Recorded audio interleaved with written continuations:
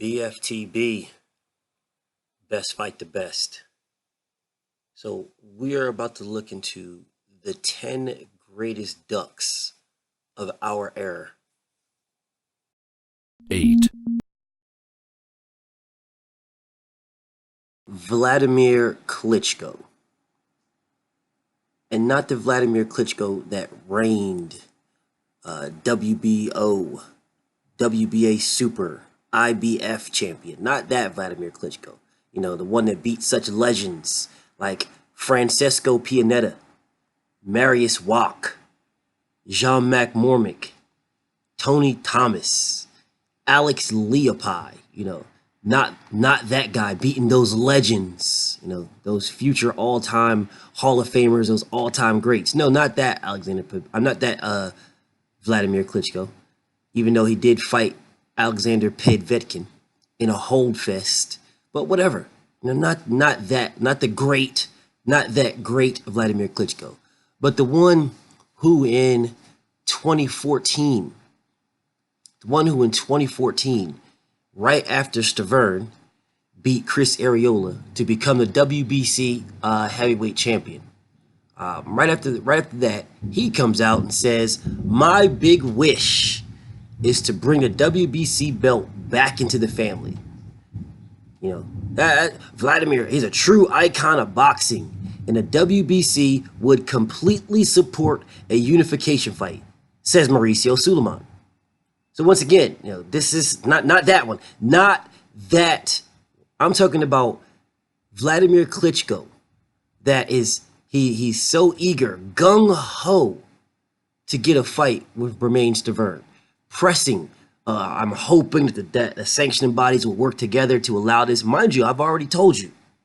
Mauricio Suleiman said again, Wladimir is a true icon of boxing, and the WBC would completely support a unification fight. That's what they said. However, Deontay Wilder was already the mandatory for Romain Stavern. So where the WBC would 100% support a unification, Romain Stavern would need to defend his mandatory title, his mandatory championship first, his mandatory challenger. He'd need to defend first.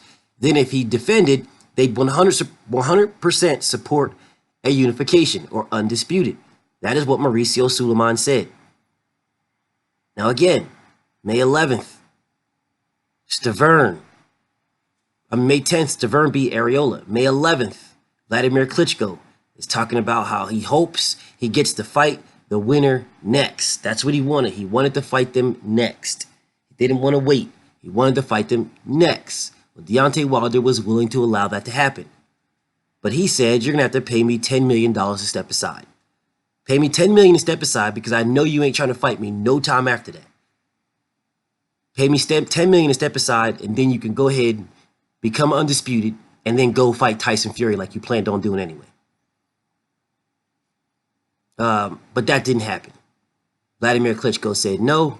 Deontay Wilder fought Romain Stavern, beat Romain Stavern, and then Wladimir Klitschko changed his tune. He went from it being his dream and his goals to bring all the belts back to the family, all of that changed to, it's a nice to have. But what happened to those dreams and those goals? When Deontay Wilder is saying, of course, Wladimir Klitschko will want Romain Stavern to win because he knows it's an easier fight.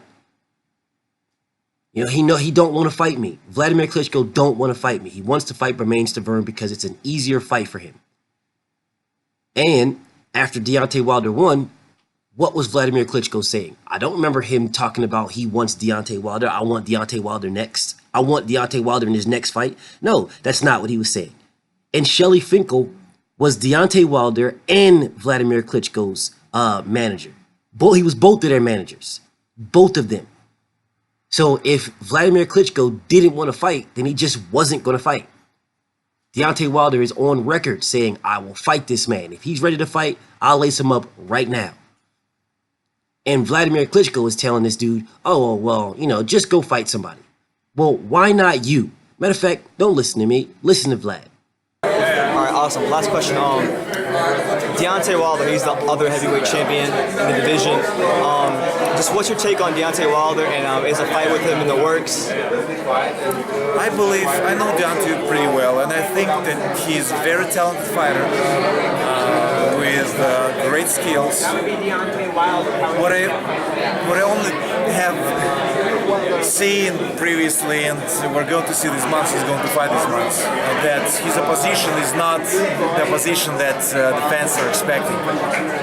Obviously he's winning and winning in an impressive way, but I wish he could have better opponents. I understand that he has no influence who is going to be put in the ring because he has promoters and managers, but I hope he could get some of influence and just say, guys, all right, I mean, as the champ, I need to fight somebody that is really deserves and somebody that can be good opposition and really going to make fans happy. So Wladimir Klitschko told Deontay Wilder to fight somebody else. He went on to go fight Brian Jennings. And then he went and fought his WBO mandatory. He did not have to fight his WBO mandatory. The WBO is one of the sanctioning bodies that wants unifications over mandatories. These are the rules. But yet again, he decided to fight his WBO mandatory anyway. You know, I showed you that he has the same exact manager, Shelly Finkel, the same manager as Deontay Wilder. He claimed that his dream was to be undisputed, and he wanted to fight Stiverne next. As soon as Deontay Wilder got the belt, all of a sudden he wants him to fight somebody else.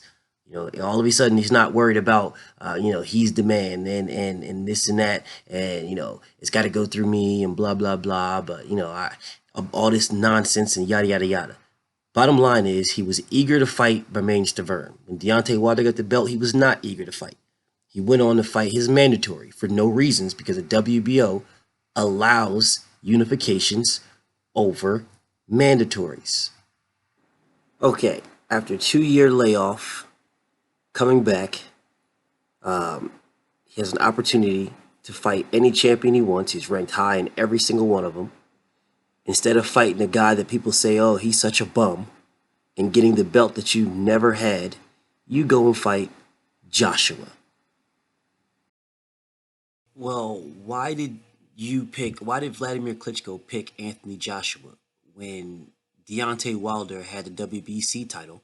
And according to Johnny Nelson and a whole bunch of other haters, then Wladimir Klitschko dropped Deontay Wilder in sparring several times, multiple times, knocked him out cold, and dropped him with body shots. And Wilder got out of the ring and couldn't take it, and all this other nonsense. Well, if that's the case, why wouldn't you beat up that guy, get the WBC title, and then unify with Anthony Joshua, the WBA, the IBF, and the WBC title?